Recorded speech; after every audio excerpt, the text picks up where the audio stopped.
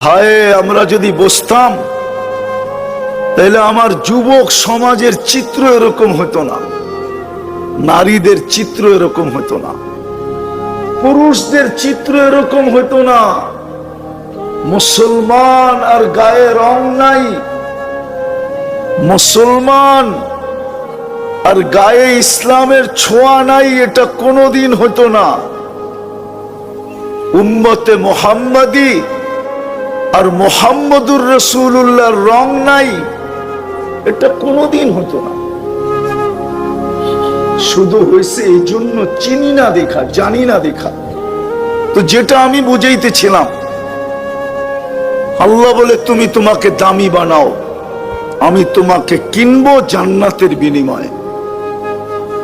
জান্নাতেরই বর্ণনা দিতেছিলাম একটু, দেখি আপনাদের দিলে লাগে কিনা, জিহ্বায় পানি আসে কিনা, মনে আগ্রহ জাগে কিনা, শৌক আর আগ্রহ জাগে কিনা যে আমিও জান্নাতি হইতে চাই। আল্লাহর রাসূল তো বলতেছিলেন লা ইয়ানামু তালিবুহা, যে জান্নাতের আগ্রহী হয় ওরা আর ঘুম হয় না, ও আর ঘুমাইতে পারে না। লা ইয়ানামু তালিবুহা, যে জান্নাতের আগ্রহী হয় আর যে মনে প্রাণে জান্নাত চায় ওর আর কোনোদিন ঘুম হয় না। আবার আরেকটা বলছিলেন উতলুবিল জান্নাতা জাহদাকুম, সমগ্র দুনিয়া বিলীন করে দেওয়ার পরেও যদি জান্নাত মিলে, ও আমার উম্মত দুনিয়া বিলীন করে দাও, হাত পাইতা জান্নাত নিয়ে নাও। কেননা এই দুনিয়াটা তো সমগ্র ভান্ডারের সাথে আল্লাহর কাছে মশার ডানার সমান যদি দাম হইতো, লাউ কানাতিদ দুনিয়া ইনদাল্লাহি তাদিলু জানাহা বাউদা মা সাকা কাফিরান শুরবাতা মা, কোন বেদিনকে আল্লাহ এক ঢোক পানি পান করতে দিতেন না, এক ঢোক পানি। যদি সমগ্র দুনিয়া সমগ্র ভান্ডার সহ